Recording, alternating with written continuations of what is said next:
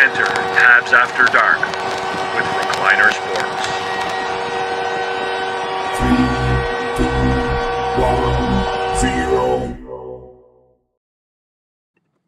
What's up, gang? What's up? Another big win for the Montreal Canadiens. 5-4 overtime victory over Seattle. Canadiens go to 3-1 on the season. A good start, right? The Canadiens said they wanted to get off to a good start. The coach said that he wanted to get off to a good start. And so far, mission accomplished. So welcome to the show. Welcome to Habs After Dark. My name is Devin. Another a great night. Season opener, home opener at the Bell Center for the Montreal Canadiens. Great atmosphere at the Bell Center as usual, perhaps even more so than usual. And the Canadiens, perhaps not the best performance of all time, but they do manage to pull off the victory in special form, I guess. With the overtime, they give you a little bit of a heart attack there, allowing Seattle to get back in the game in the third period. But then they finally get it done at the end with the overtime goal from Cole Caulfield. We're going to go through the game. We're going to go through the scoreboard. We're going to have a look at our A team, and then we're going to talk about the good, the bad, and the ugly. So, bienvenue tout le monde à l'émission Bleu, Blanc, Rouge, Nuit. Votre émission au sujet des Canadiens de Montréal. Ce soir, c'est un gros match. Le match d'ouverture de la saison à la maison, à la Bell Center, à Centre Bell. C'est une victoire des Canadiens 5-4 en prolongation. Le but gagnant de Cole Caulfield, c'est un match pas excellent de la part des Canadiens, mais c'est une victoire quand même. On a donné beaucoup de chance à Seattle de retourner dans le match. On va parler plus à ce sujet. On va parler du scoreboard. On va parler à propos de A-Team, nos étoiles du match pour le Canadien. Et aussi, on va parler du good, the bad and the ugly. Alors, on va avoir beaucoup de choses à parler ce soir. Si vous êtes intéressés, merci beaucoup. Si vous aimez l'émission, si vous aimez le contenu, donnez le pouce en haut comme ça, the thumbs up. Give us a like if you're enjoying the show, guys. Thumbs up. Of course, we're here to speak both French and English. So if you have questions or comments in either language, we're happy to respond and to chat about it. If you're not yet subscribed to our channel, we would certainly ask you to do so. You can do so really easily just by hitting the button down below. I want to see how many subscribers we are currently at.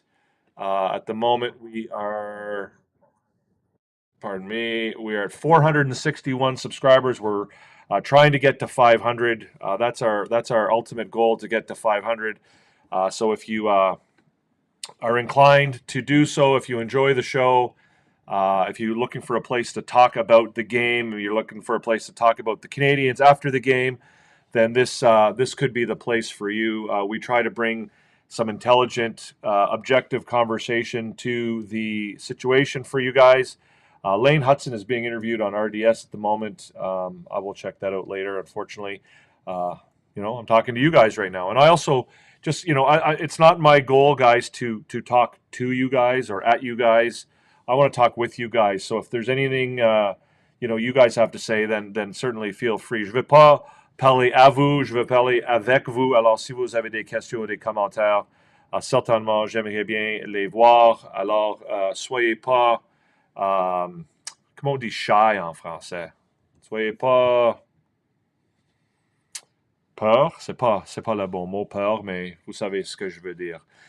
So that's what we're talking about, guys. Again, Canadiens off to a good start this year. They're off to a 3-1 start. Victories against Chicago and Detroit.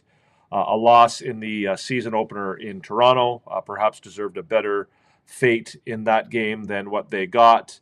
But let's have a quick look, guys, at the scoreboard. We'll get the scoreboard going here.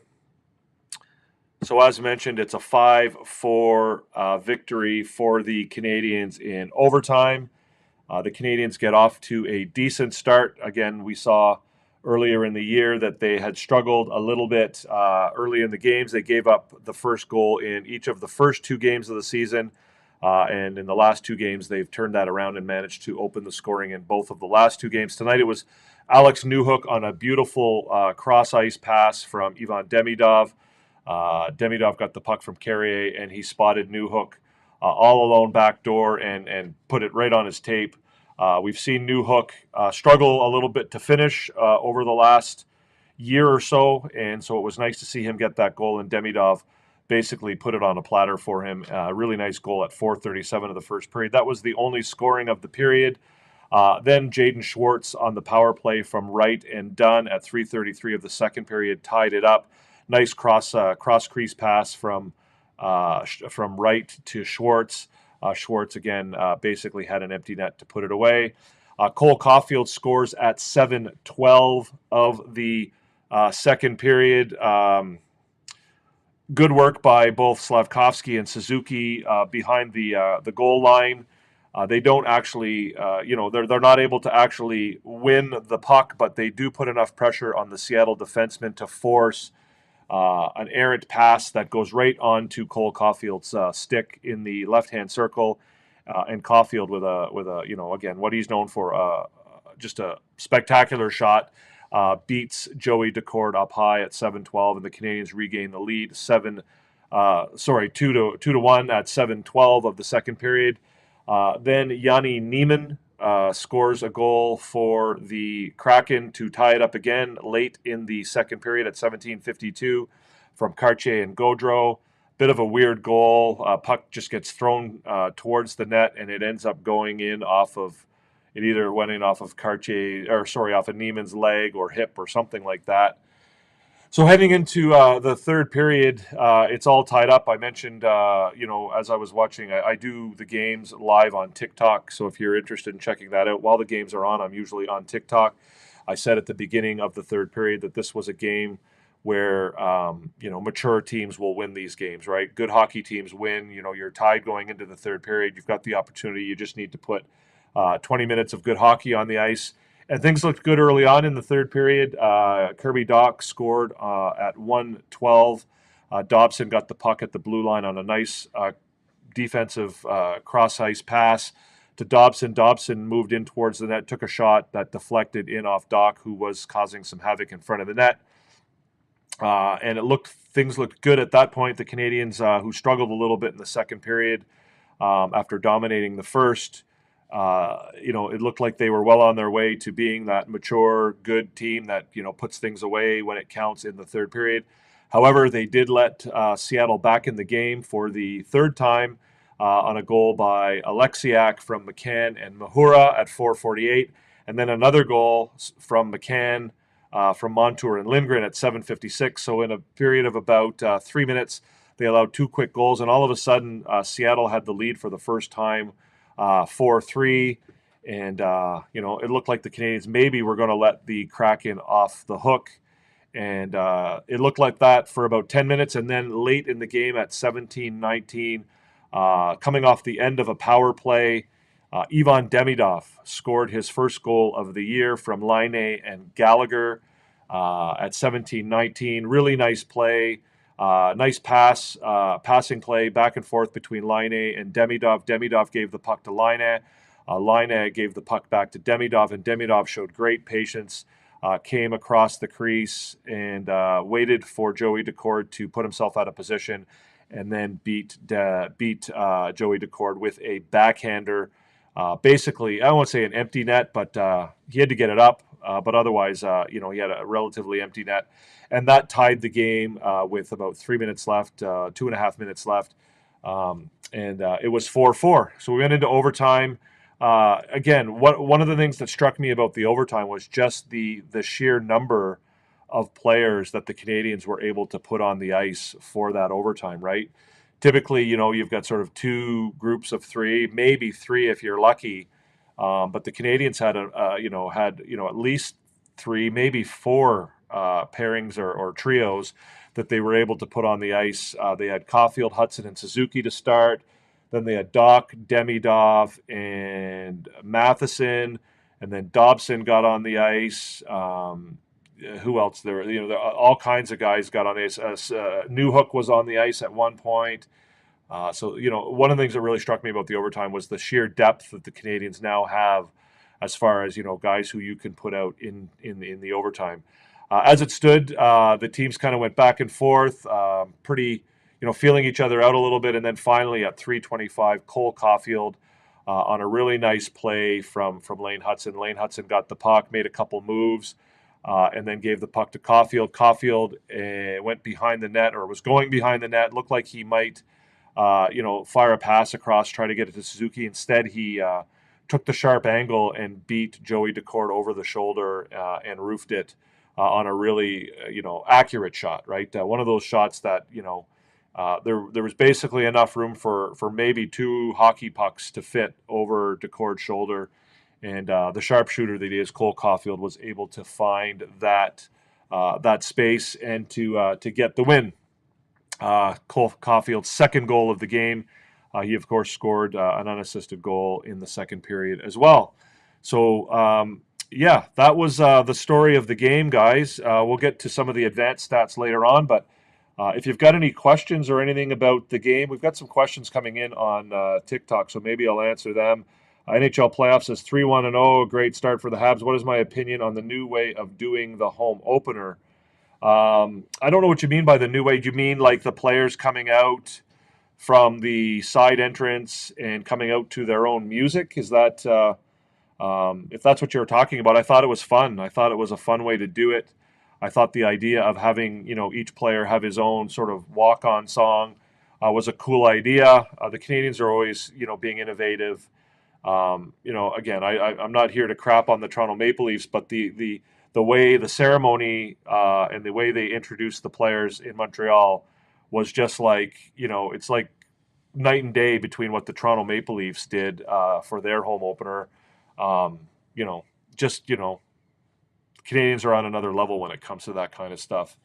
I thought it was great. I thought they did a really good job. I don't think they're allowed to do it for every home game NHL playoff. I don't think they're allowed to take that much time before the game. But it was really well done. They did a beautiful tribute to Ken Dryden, Bob Gainey narrating the early part of that, and then they have the opening, of course, with the highlights from last year. Was really well done, and then the player intros with the music chosen by the players themselves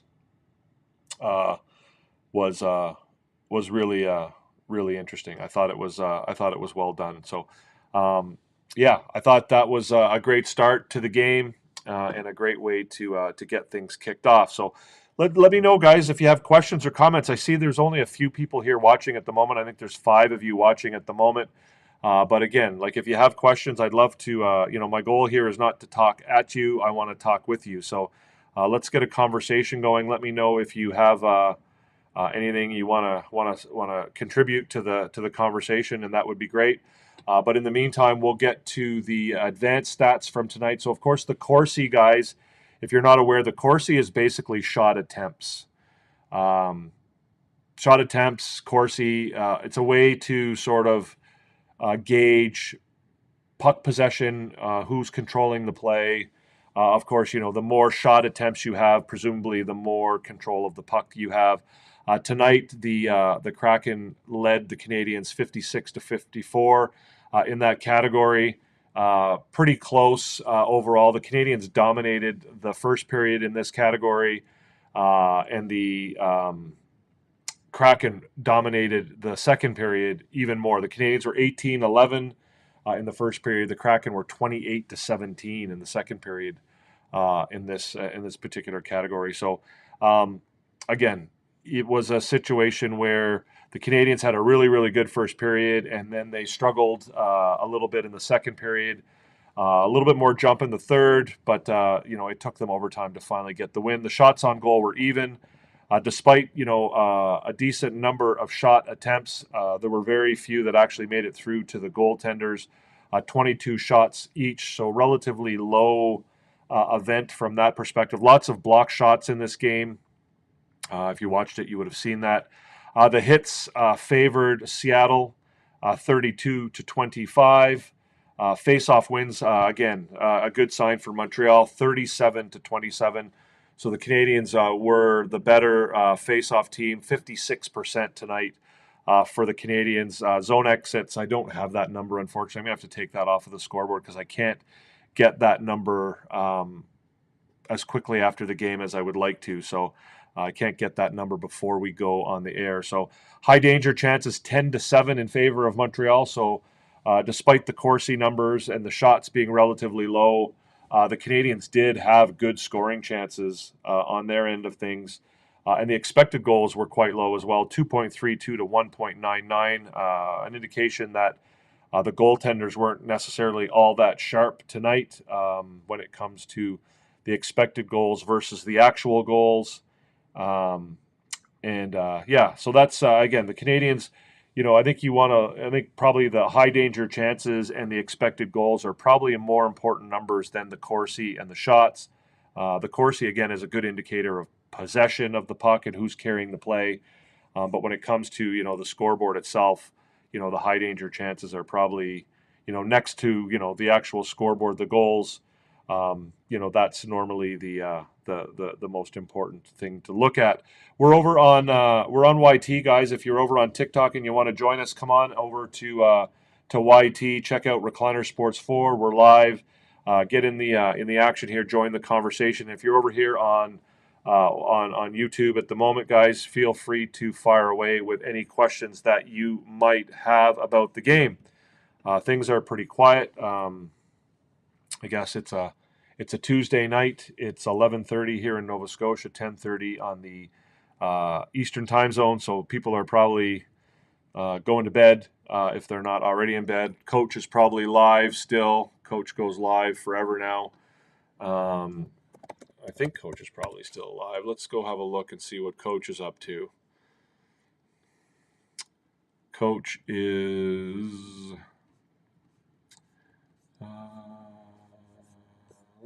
where's Frenchie? Coach Frenchie.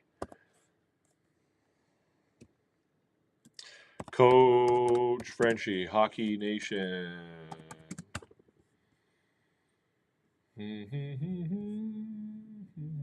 Hockey Nation live.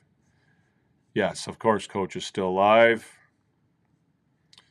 So, yeah. So anyways, like I said, if you're here, I would love to see your questions and comments. Fire away. Coach Frenchie is watching the press conference at the moment. So, anyways, what are you going to do? So I would love for you guys to give us some questions, some comments. If you have them, we're going to move to the A team tonight. The A team is our version, Recliner Sports, our version of the 3 stars. More accurately, in this particular case, the 4 stars. Being the 4 members of the A team. So let's get that going here. Let's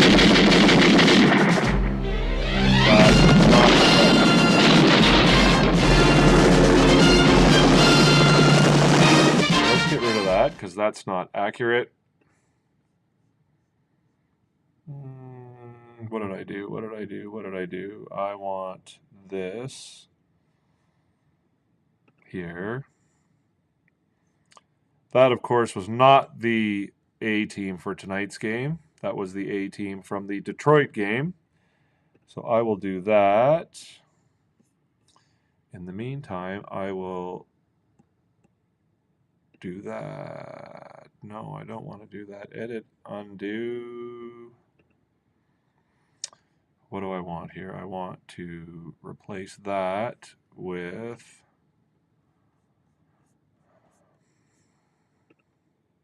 Sorry, guys, give me 1 second here. I will be with you momentarily, just fixing some graphic issues.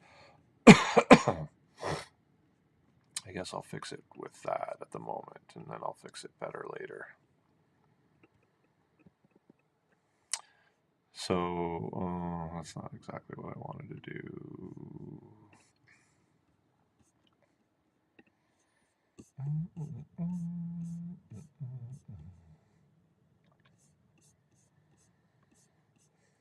Where are we here now? Let's get something going here.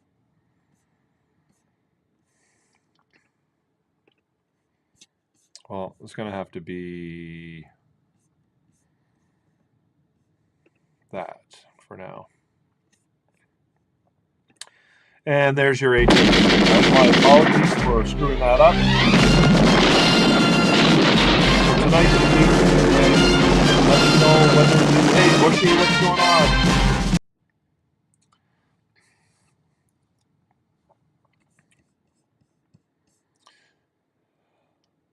Might need to be turned down somehow. Yeah, I don't know how to do that. I'll fix that later. I think it depends on how loud you have things on your end, maybe, but yeah, I'll figure it out. The A team tonight is Alex Newhook, Yuri Slavkovsky, Cole Caulfield, and Ivan Demidov. Let me know whether you agree with me. Do I have the right guys? Do you think that there are other guys that should be there in place of the people I have selected? What do you think? Tonight for me, Alex Newhook obviously scored the opening goal on the nice feed from Ivan Demidov. But to me, more importantly, I just thought that Alex Newhook had a fantastic all-around game. He was all over the place. He was skating really, really well. No, it's all good, Bushy. I know you're not complaining. I can't. I don't know how to fix that at the moment, so I will figure it out. So I do appreciate the feedback. Yeah, Newhook I thought was all over the place. Looked great on the penalty kill. I commented during the game about how well he's taken to his new role as a penalty killer, as a guy who's never really done that in the NHL before. We heard Coach St. Louis talk last year about him trying to work with Newhook on him using his speed on the defensive side of the game. And I think we're seeing a ton of that from Newhook this year, right? Like him just beating guys to pucks, winning battles with his speed on the boards, winning pucks, creating turnovers, getting his stick in the lane. Like not the biggest guy in the world, not the longest stick in the world, but he's got, not only does he have good speed, but he's got quick feet, right? He's quick. He can make, he can get from here to there in a hurry. And I think we're seeing a lot of that from Newhook this year. Yuri Slavkovsky, just a great game from him. Very physical, led the team in hits by a significant number. I believe he had 6 or 7 hits tonight. If you see the final numbers here, he had ended up with 6 hits. He had 6 hits going into the third period, so I guess they didn't credit him with any hits in the third period. But Caden Gooley had 5, but beyond that, the next closest was 3 for Jake Evans. So lots of physicality from Slavkovsky. Hits, of course, are not necessarily the biggest thing for him. Obviously, it's more about him using his body to shield the puck, to win battles, to be stronger along the boards, create opportunities for Suzuki and Caulfield, which he did, right? That first Caulfield goal was a perfect example. He and Suzuki both, while they didn't get any assists on it because they weren't able to actually get their sticks on the puck, they both used their bodies to pressure the Seattle defenseman and force him into a bad pass or a bad clearing attempt that went right onto Caulfield's stick, and Caulfield was able to score the goal. So I thought Slavkovsky looked really, really good tonight, even though he didn't end up with any points. He played almost 18 minutes and looked really, really good. 22 shifts, just 1 shot on goal, but again, created a lot of offense for his teammates tonight. I thought he had a really, really good game. Cole Caulfield, 2 goals, including the overtime winner. It's hard to leave him off of a list like this. 2 really, really nice, accurate, hard shots. Looked good otherwise. Was relatively physical for one of the smaller guys on the team. He did end up with 2 hits, and I really liked his game. And Demidov, I thought about putting Gallagher in the 4th spot on this, but Demidov scoring the tying goal in the third period to push the game to overtime on a really nice play, I thought was deserving. Put him over the edge and gave him the push he needed to be put in that spot as the 4th member of tonight's A team. How about those illustrations, guys? Are you going to comment about that? That's some pretty handy work I did there, don't you think? I don't know whether you guys like that, but I think that's pretty cool looking stuff. So Demidov with a goal and assist put the puck on the plate for Newhook to score the first goal of the game, and then a really nice play under pressure good patience to score the goal to send it to overtime. Again, Gallagher, I thought, had a really, really strong game as well. Could have been on there, but in the end, I went with the young Ivan Demidov, who now has, I believe, 3 points on the season. 2 points tonight. He had, I think, 1 point coming in. So, yeah, he's got a goal and 2 assists on the season in 5 games. Starting to find his way a little bit, and I'm really impressed with the way that he's played. Bushy was an all-star, by the way, during the game on our TikTok feed. If you were over there watching, Newhook was a beast on the penalty kill. I agree completely, Bushy. I thought he looks really good on the penalty kill, accepting that new role and playing really, really well in that role. Hudson logged a lot of minutes, was a difference when he was out there. He really used his speed to his advantage. I agree, especially late in the game, Tristan. I thought Hudson stood out. I thought he maybe struggled a little bit in the first period, which is weird because the rest of the team, was really, really good in the first period.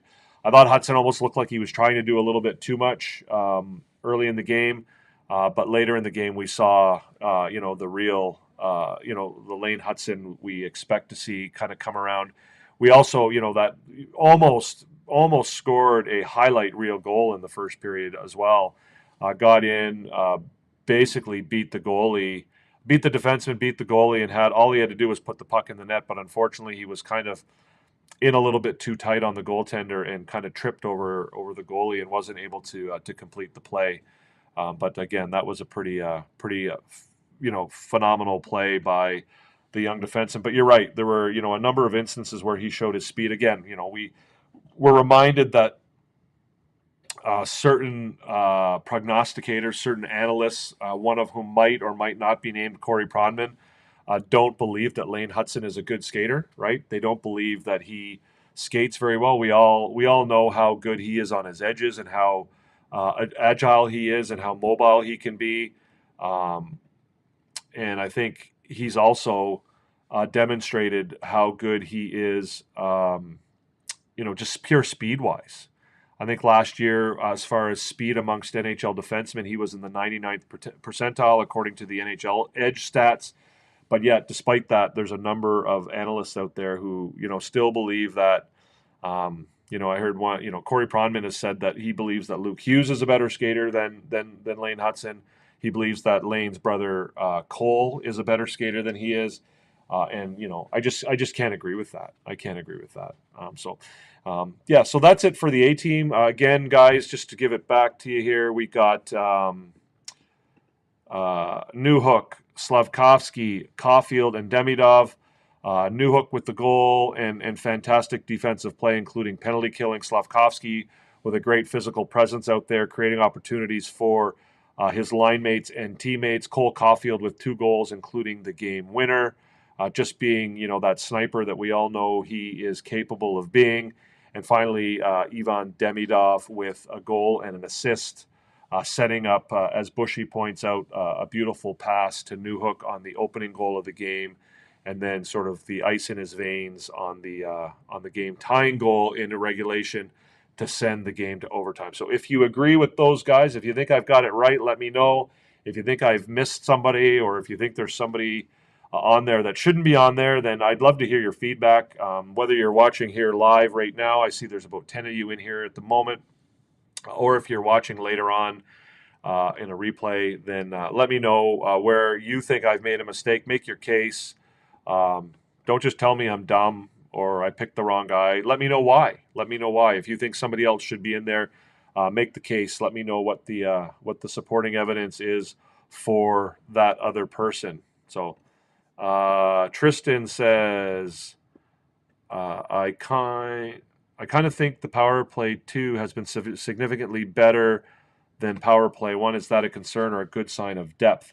I don't know that I would agree with you that the PP2 unit has been significantly better than PP1. In fact, I would say that probably the opposite is true. I think I think that the second power play unit probably hasn't gotten as many opportunities as I would like to see them get. I know that they got a fair number of opportunities, but they, being that they don't typically start the power play, they're usually going to get less ice. I would like to see the Canadiens kind of mix things up a little bit as far as giving the second unit a little bit more opportunities to start the power play. Like I've said before, I think the advantage of having two strong power play units is that you force the other team to spread out their defensive units, right? Their penalty killers, right? They can't just, you don't want them being able to put their best penalty killers out against your best power play. And whereas if you mix things up a little bit, you force them to adjust a little bit, right? You're basically forcing them to do something that they don't want to do. And if they only have 3 or 4 or 5 or 6 really good penalty killers, then by mixing things up a little bit, sometimes you can create some opportunities and some advantages. So I don't fully agree, Tristan, that the power play 2 has been significantly better, but I do feel like the power play 2 should probably get a little bit more opportunity, and certainly I think that they should be given the opportunity to start some of the power plays.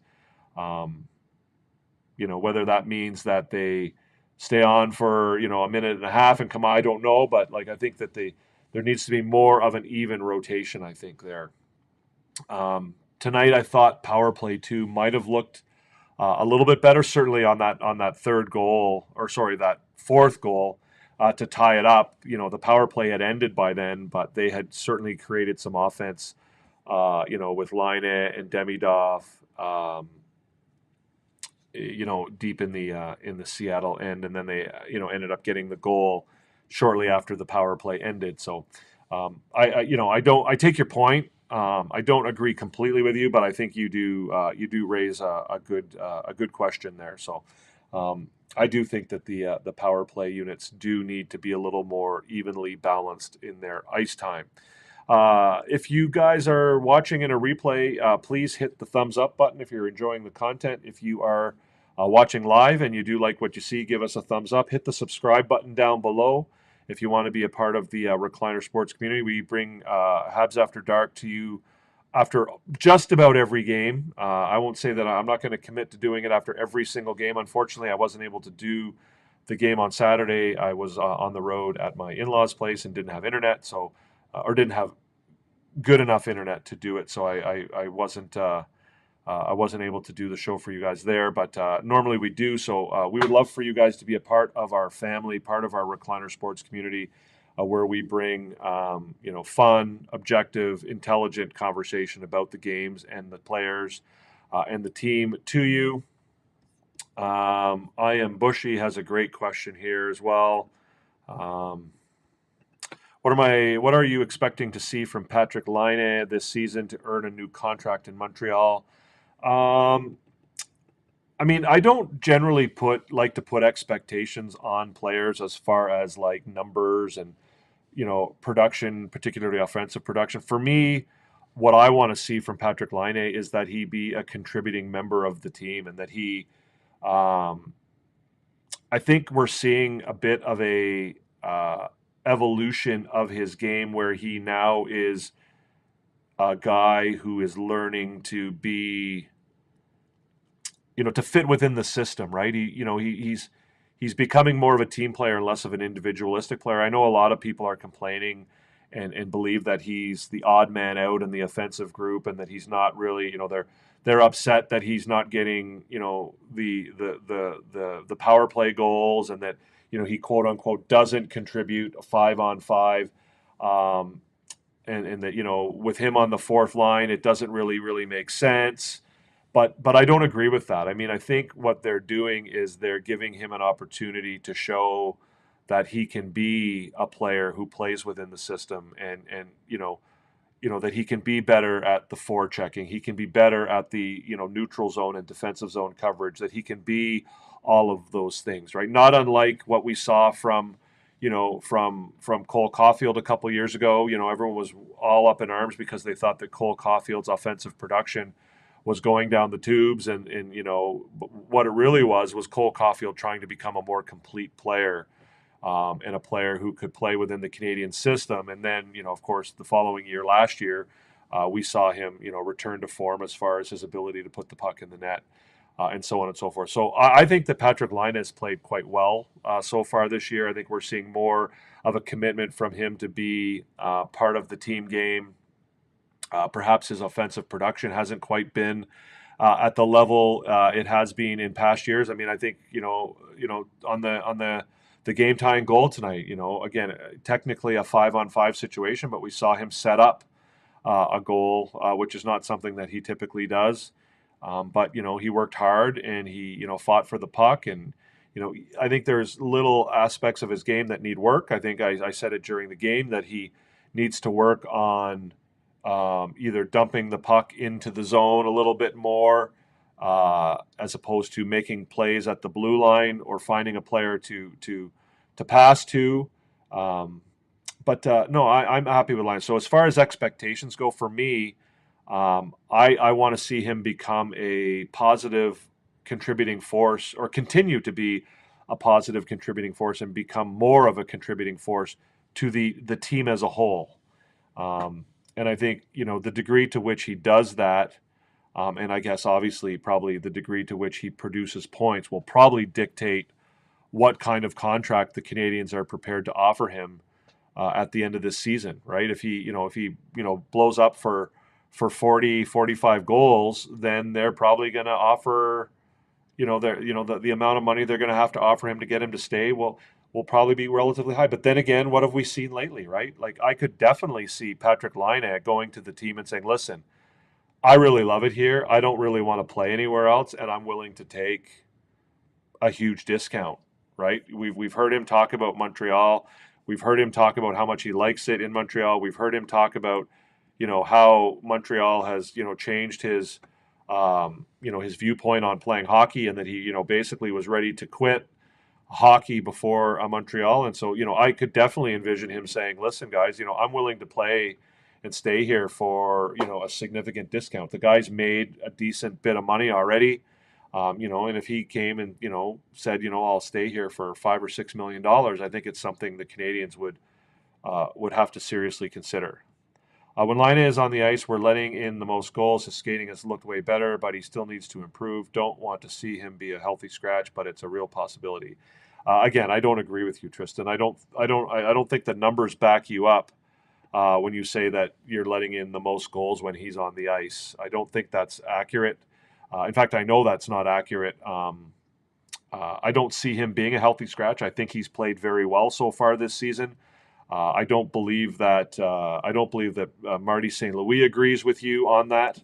Marty St. Louis has talked about him and how he played. I mean, he had a very good game tonight. I mean, did you have any issue with his game tonight?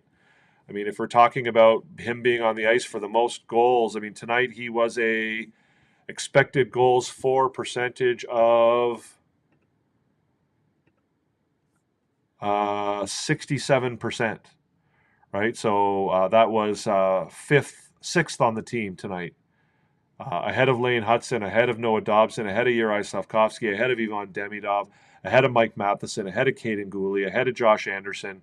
So as far as him being on the ice for goals against, he was on the ice tonight for 1 goal for and 0 goals against. So I don't agree with that. And I mean, I think that Patrik Laine is a bit of a victim of confirmation bias, where people have an opinion about him. People have an opinion about him that he is a guy who, isn't good at certain things, and then, they start looking for those things on the ice. So I'm going to have to disagree with you. The timeout in overtime showed me so much about this team. MSL looked confident and even let out a few grins, whether it was a play that led to the goal or not. I'm sure uplifting coach is great. Yeah, I think so too. I think that Marty St. Louis is growing and maturing as a coach, just like the players are. Like he's new to this as well, right? He's a pretty new a new coach. As we know, when he came to Montreal, he had no professional coaching experience, and so I think for him, there's a comfort level that he's starting to enjoy that he didn't have perhaps when he first started out. As the team gets better and he gets more confident and he gets more confident in his players, I also think he has a great relationship with his players, right? I think there's, he's not, perhaps what we would call a typical coach in that, he's not the guy who screams and yells and jumps up and down and rants and raves. I think he's got a pretty good connection with his players, which is, I think, one of his big, one of the things he does quite well, right? He's good like that. He's a new style coach, and I think that the players appreciate that. And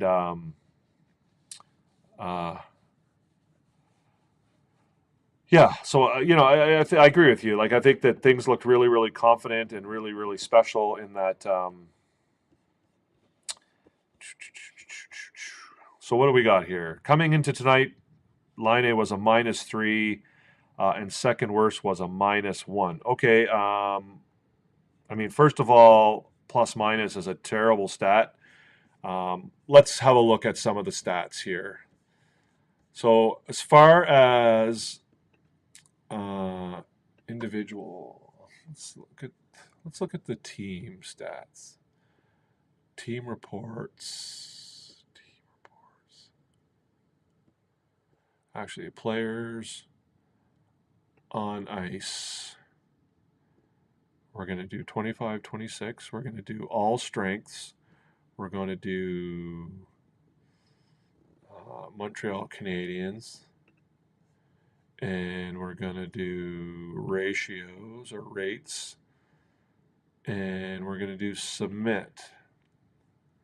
So, goal for percentage so far this year for the Canadiens. Patrick Laine is at 25%. That is not great, but it's not the worst on the team.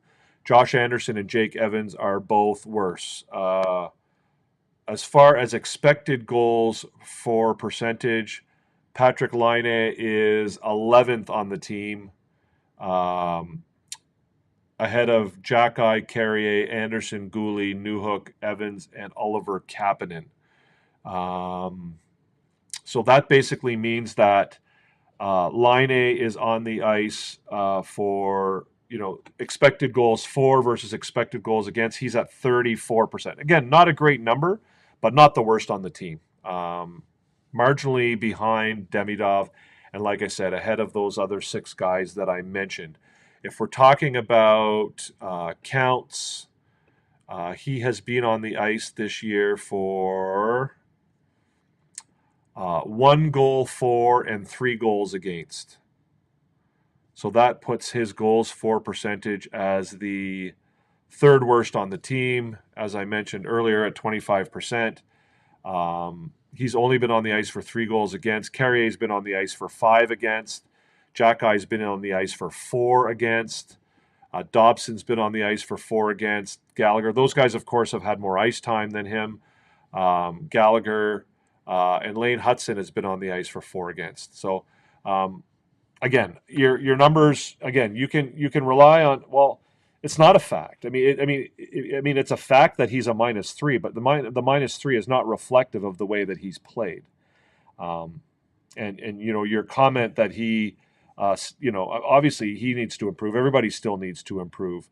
But him being on the verge of being a healthy scratch, I think is just not realistic based on what we're talking about. If you're thinking that, there's any aspect of his game that would put him, on the verge of being a healthy scratch, I don't agree with you. I think you're wrong. I think he's played quite well this year.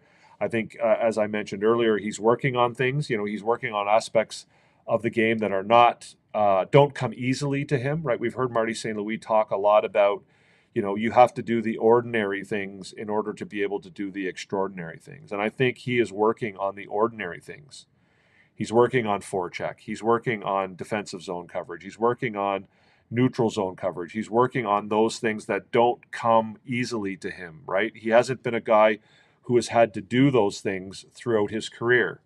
And, as a result of that, there's aspects of the game that he may be struggling with. The biggest one, I think, at this point being that he's not producing offense the way he has before. He's also playing, on a line with two guys who aren't, that offensively driven, right? He's not playing with guys, who are there to produce a lot of offense. So, I'm very happy with the way Patrick Laine's played, and if you listen to the commentary that's come from Martin St. Louis, then you'll know that he believes the same. And I think that there's a great disconnect between the narrative that goes on about Patrick Laine from the media and what the team believes or thinks about Patrick Laine. Right? Even last year, everyone seemed to think that Patrick Laine was some sort of a draw or a negative on the Montreal Canadiens. But if you listen to, the management and the coaching staff talk about Laine last year, they didn't believe that at all. And if you watch the Rebuild TV show and see some of the stuff that went on behind the scenes, the idea that, Laine refound his love for playing hockey last year and all of these different things that you don't see on the ice and know about, I think the negative talk about Patrick Laine is grossly exaggerated and largely unfair, in my opinion. So, I get it. Frankly, if you spend too much time listening to the media around Montreal and the commentary that comes from, all aspects, particularly the Francophone media, but also from there just seems to be this, it seems to be taken as a given that Patrick Laine is a negative influence on this team, and I don't think that he is. I know that he's not, and I know that the team doesn't believe that he is. The good, the bad, the ugly. Let's do this, guys. I screwed this up as well. Replace asset. The good, the bad, and the ugly for tonight is. Let's start. You want to start with the good? You want to start with the bad, or you want to start with the ugly? Let's do it. We'll start with all of it. The good is the best pregame ceremonies. The Canadiens do pregame ceremonies better than anybody in the league. There's no comparison. They do it better than everybody else. Whether it was the tribute to Ken Dryden, whether it was the way they introduced the players,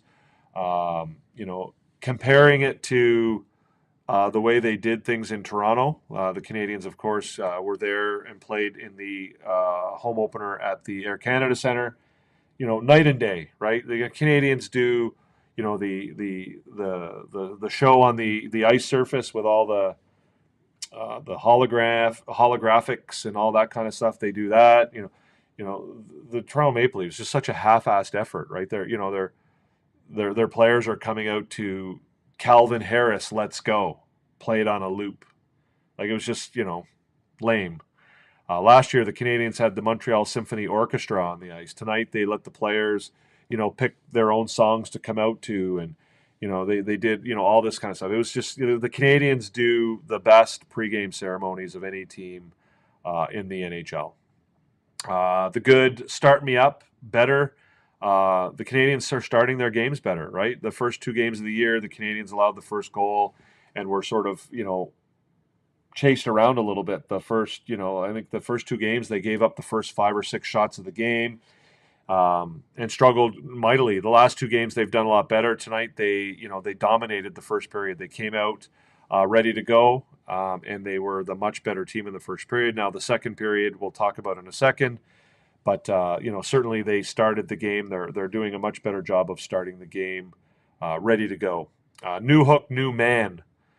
Yeah, like we've already talked about it already. At length tonight about Alex Newhook and how. His game has just evolved, right? Last year we saw it from Josh Anderson playing a new role and sort of, taking that new role seriously and being, really good at it, but accepting a new role and being able to say, okay, well, I know I'm not, these guys have all been great offensive talents all their career, right? They grow up as the best offensive players on their team. They grow up scoring lots of goals. It's hard sometimes to accept that, okay, well, now I've got to focus on another part of the game, and that's my bread and butter now. And so for Newhook, realizing that he can create a niche for himself in the league by being a better defensive player and doing things like the penalty kill. He's doing it, and there's room for that guy on this team, right? There's not really room long term for Newhook as just purely an offensive player, right? Newhook's production offensively hasn't been good enough for him to be a second line player on the Montreal Canadiens. If he's going to be a long-term member of the Canadiens, he needs to be a guy who can contribute in other ways. He needs to be a guy who contributes on the defensive side of things and does things like the penalty kill. And he's showing that he wants to be a part of this team. And down the road, maybe he's a guy who creates a place for himself as a permanent fixture on the third line. The bad, one-hit wonder. Now, I know the Canadiens kind of evened things up a little bit in the third period. There were some guys who sort of stepped up with a few more hits, particularly Caden Gooley. But going into the third period, the only player with more than 2 hits, I believe, was Juraj Slavkovsky. He had 6. And so I think the Canadiens still have to work on the physical aspect of their game. Now that said, it is, the hit statistic is one that is very poorly tracked in the NHL. I don't know what the stated requirements or qualifications or how they judge what's a hit and what isn't a hit. But again, I think there's an inconsistency in the way hits are calculated depending on what arena you're in, who's counting it, and whatever. But I think the Canadiens have they need to get more hitting, more physicality from the entire lineup. They need to be, there needs to be the entire lineup needs to be more physical. Like Josh Anderson with 0 hits tonight, according to the NHL stats. That's not Josh Anderson's game. He needs more hits than that. Jake Evans, 0 hits. Now, I would say that I saw Jake Evans throw some hits tonight. And again, I would wonder what the league considers to be a hit. But yeah, like Josh Anderson needs to be hitting more than that. You can accept, Laine, Demidov, guys like that not having a ton of hits, but Jake Evans, Zach Bolduc with just 1 hit. Again, I would have thought that he had more hits than that, but whatever. Noah Dobbs, Arbor Jacki with 0 hits tonight. Now, he didn't get a ton of ice time. He played 10 minutes, but it is what it is. A second period letdown. I think I would expand that and combine the no killer instinct with second period letdown tonight. The Canadiens were by far the better team in the first period, but they allowed Seattle back into the game, and Seattle dominated that second period.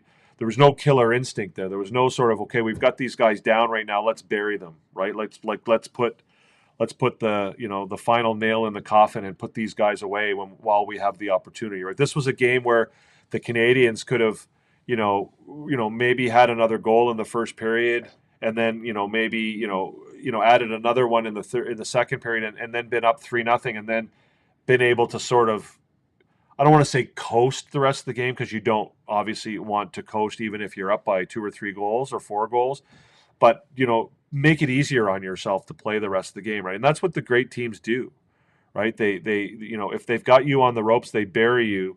And teams like Colorado and Florida and if they get you on the ropes, they'll put 3 or 4 goals and get a lead on you, and then they'll just shut things down, and then you're done. And that's sort of where this team still needs to mature a little bit, is in that aspect of the game where they get a bit of a killer instinct. So what's up, Randy? Welcome back. We did do our A team already, Randy. I'll put it back up here for you in a second if you just hang on. All right. Did I say Caulfield had a couple hits? I did. Caulfield ended up with 2 hits. Yes, 2 hits on the game. The ugly. I mean, the first I'll bring up is the wardrobe malfunction. I thought the national anthems were fantastic singing wise today, but what did that one member of the singing group, what was she wearing? I don't know what that was. I know they said it had something to do with Peter Pan or something like that, but that outfit that she had on was, I don't know what that was all about.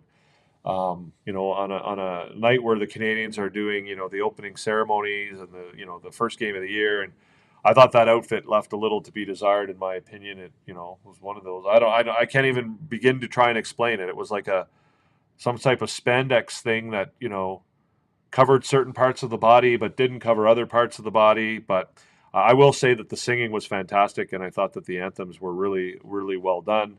The other ugly was the refs, and I'm not a guy who loves to. I'm not a big fan of the refereeing in the NHL.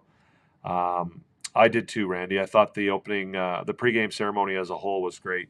The refs were terrible tonight. Even the offsides and the icings, the linesmen couldn't get that right. I know they were a man short, for the second half of the game, but the refereeing was terrible. They put their whistle away in the third period. To the point where they finally had to call something because there were just so many egregious calls that they were letting go. They just had to finally call something late in the game. But they let two or three obvious, like there was one play where Demidov went to the corner and the Seattle defenseman put his hand right on Demidov's shoulder and pulled him backwards. I mean, how many times have we heard that? If you put take your hand off your stick and put it on the other player, it's an automatic penalty, right? We saw, the hooking penalty on. I think it was a hooking penalty on Demidov early in the game, right? It's an automatic penalty. You got your stick on, like all of these automatic penalties that are so-called automatic penalties until it's like the third period and the referees decide that they don't want to call things anymore. And Kapanen taking a high stick to the face, bleeding, and nothing, no call. And it wasn't like it was a situation where the Canadiens or where the referees were trying to even things up either. The Kraken had 4 power plays tonight. The Canadiens only had 2, so it wasn't a situation where they had already called a bunch of penalties on Seattle and they didn't really want to call anymore. It was they had it. It's just.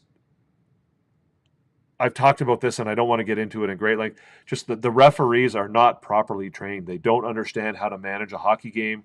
They don't know how to manage the sport. They think that, by evening the calls up and by putting their whistles away late in the game so they don't quote unquote affect the result, they think that that's game management, and it absolutely isn't. And I think tonight was a game where they just they got so much wrong. Even like the icing call that they screwed up early in the game when Gallagher went in and had a step on the other player, and the linesman didn't blow the whistle until after the players were across the red line, and and then they screwed up the icing call at the end of the game, but then they reversed it, and like it's just they were not good tonight. So those are my good, bad, ugly.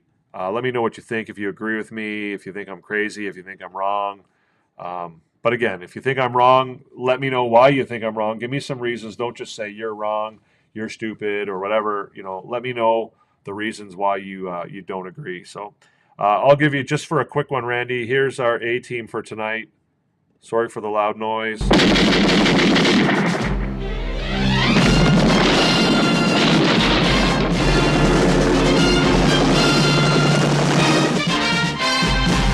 So the A-team, Randy, tonight was Newhook, Slavkovsky, Caulfield, and Demidov. So let me know if you agree with that, Randy, or not.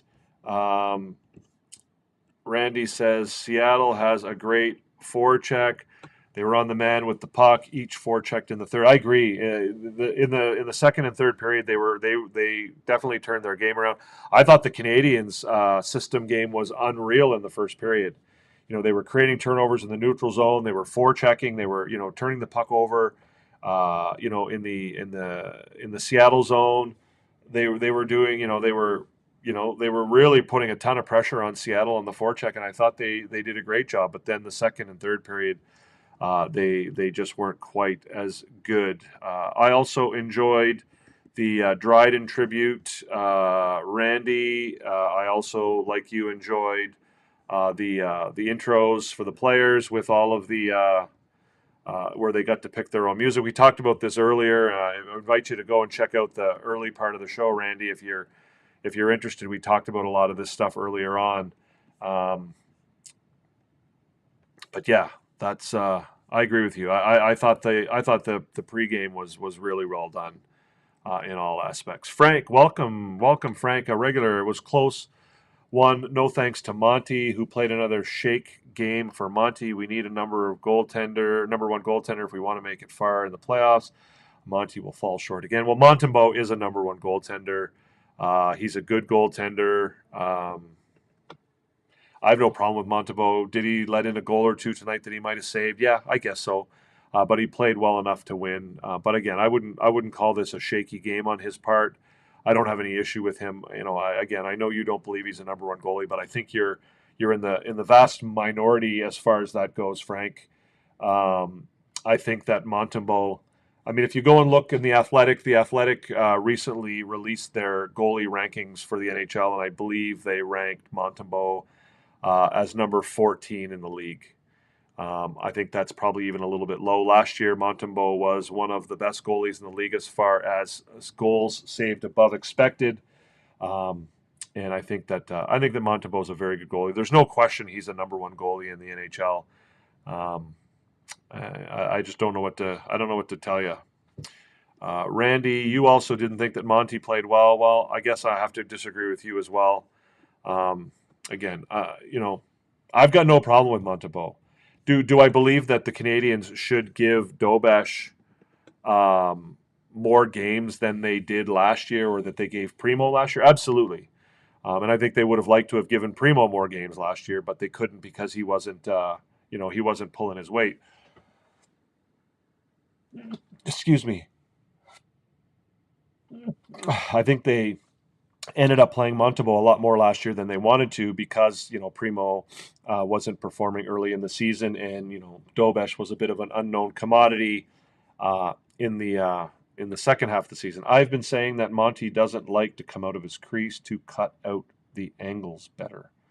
Okay, I'm not a goalie expert by any means, but the goalie experts that I do listen to seem to think that Montembeault is a pretty good goalie. So I don't have any problem with him being the number one goalie. Do I hope that Jacob Fowler someday comes in and becomes the next Carey Price or the next Patrick Roy or the next Ken Dryden? Absolutely. But in the meantime, Montembeault's he's gonna let in some goals that perhaps he should save. But most goalies do, and I think that Montembeault certainly is a top 13, 12, 13, 14 goalie in the league, and I got no problem with him being, being where he's at.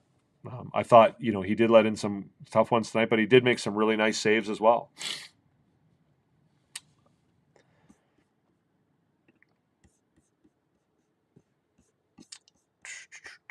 Any more questions, guys? If not, I think we're coming close to the end of our content for tonight. Frank, did I have a great Thanksgiving? Saturday was a great game too. I think we're gonna have a great team this year if we could stay healthy. Yeah, I did. I had a great Thanksgiving. I was in Cape Breton, which is why I wasn't able to do a show after the game on Saturday. Didn't have access to. I had access to the internet, but I just wasn't sure it was going to be good enough. So, well, I think we have a certified Montembeault hater here with Randy N. Randy N hopes Jacob Fowler will not be the next Samuel Montembeault. Well, I think that's probably not the goal. I think the goal and the hope is that Montembeault or that Fowler be a level ahead of Montembeault. But again, I'm not going to sit here and you're entitled to your opinion about Samuel Montembeault. But I'm not just going to let it go. I'm going to disagree with you, and I'm going to tell you that I think you're wrong. And factually, the statistics I don't think back that up. And that doesn't mean that I would love for Jacob Fowler to be the next Samuel Montembeault. I certainly wouldn't. I want him to be better than Samuel Montembeault is. I would want Jacob Fowler to be one of the best goalies in the league. I would want him to be, the next Connor Hellebuck or the next Igor Shesterkin or whatever. I don't want Jacob Fowler to be a middle of the pack starting goalie in the NHL. I would like for him to be one of the best starting goalies in the NHL. But that doesn't mean that Samuel Montembeault is a bad goalie, because he's not. It's just not factual. It's just not factual. The stats don't back it up. The opinions of the experts and the coaches and the people who certainly know more than we all do, don't support that. I wonder if Fowler will play in a game this year. I doubt it, Frank. I think the plan would be for him to stay in. The plan would be for him to stay in the American Hockey League for the better part of the year. Do they bring him up late in the year if they have a big lead and they're easily into the playoffs, or if there's an injury or something like that? Even if there's an injury, I think they probably bring Kakinen up before they bring up Fowler. Well, again, Randy, I would invite you to look at something different than goals against average. Goals against average tells you very little. Goals against average is largely a team stat. I would invite you to look at things like save percentage, or even beyond that, look at things like goals saved above expected. There's certainly better stats that are better at quantifying the ability of a goaltender than goals against average. Goals against average is it's a horrible stat. It does absolutely nothing to tell you anything about a goaltender's abilities and how they contribute to the team's success.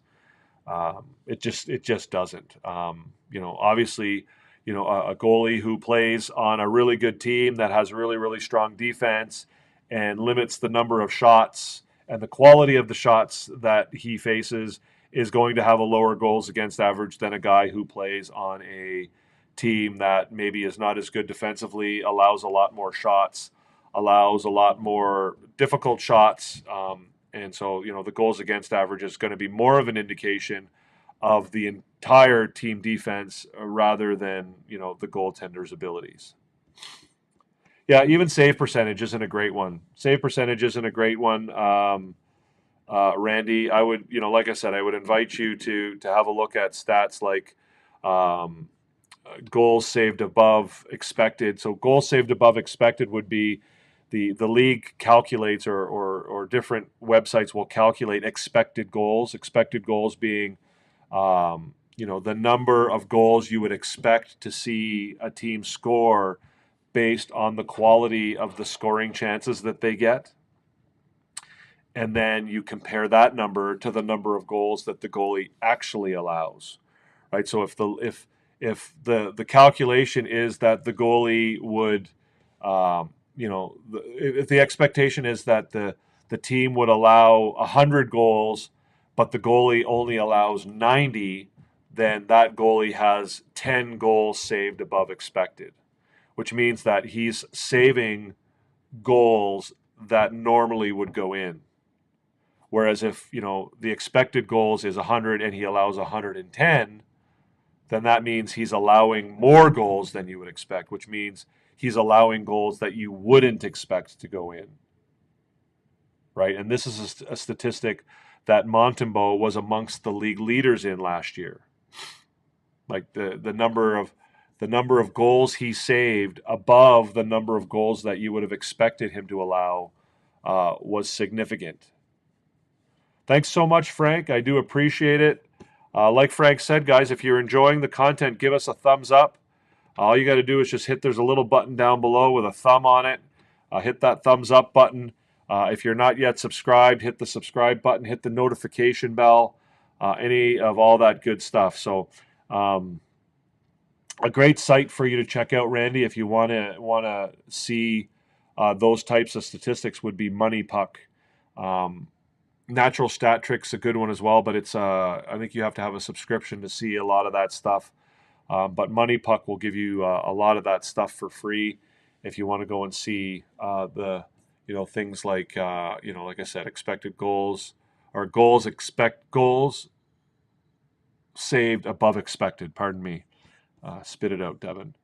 So yeah, let's Money Puck last year. Money Puck. Let's go. Come on now. Money Puck. Goalies. 24-25 regular season, all teams. Expected goals against, goals saved above expected. So last year, Samuel Montembeault had 190.6 expected goals against, but he only allowed 166 goals. So the expectation based on the quality of the shots and the quality of the scoring chances against him were that he would give up approximately 191 goals. However, he only allowed 166, which means that he saved 24.6 goals above what would have been expected for him to save. That was fifth in the league. Anthony Stolarz was ahead of him. So then you would have to get then Logan Thompson was ahead of him. Andrei Vasilevsky, and then, of course, Connor Hellebuck led the league in that statistic. Percentage of expected goals above average. Goals save.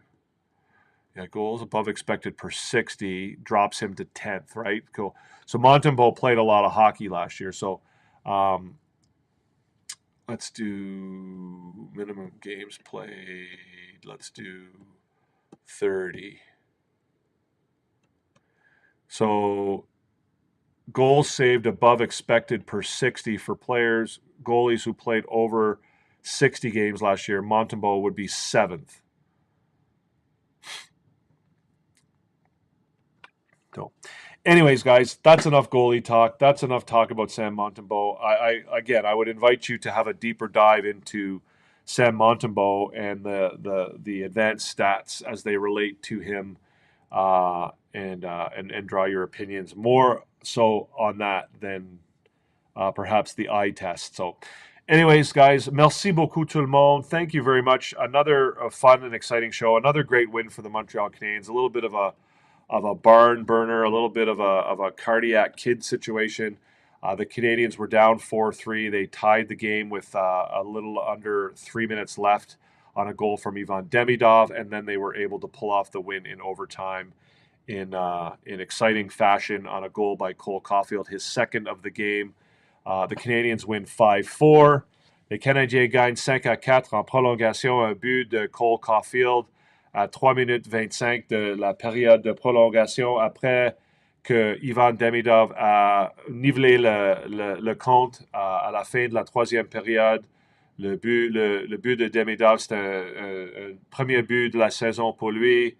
C'est son deuxième point du match après avoir donné une assistance sur le premier but du match de Alex Newhook. Merci beaucoup tout le monde. C'était une bonne émission. J'aimais bien vous parler. On a eu des bonnes questions totalement en anglais cette fois. Si vous avez des questions en français, j'aimerais les voir la prochaine fois. Vous pouvez aussi demander vos questions, donner vos commentaires en français dans la section de commentaires. Si vous regardez regardez l'émission après qu'on ait fini ici. If you're watching the game or the show, pardon me, after things are done, after we sign off here, if you're watching in a replay, feel free to send us your questions in the comment section. We do our best to answer them. If you have feedback, that would be great too. So if you're not yet subscribed, please do so. Hit the button down below. Again, we're Recliner Sports. We try and give you a fun, exciting, objective place to come and talk about the game after it's over, talk about the Canadiens, talk about your team, my team, our team. We will join you. I think the Canadiens play on Thursday is the next game. We will do our best to be on the air for you as quickly after the game as possible on Thursday. So, merci beaucoup. Bonsoir tout le monde. Thank you, everybody. Have a great night. Thank you for being here, and we will see you in the next one. Peace out. To Hoffman, Monahan parked in front, Doc to Caulfield, fires, scores! You are about to enter Habs After Dark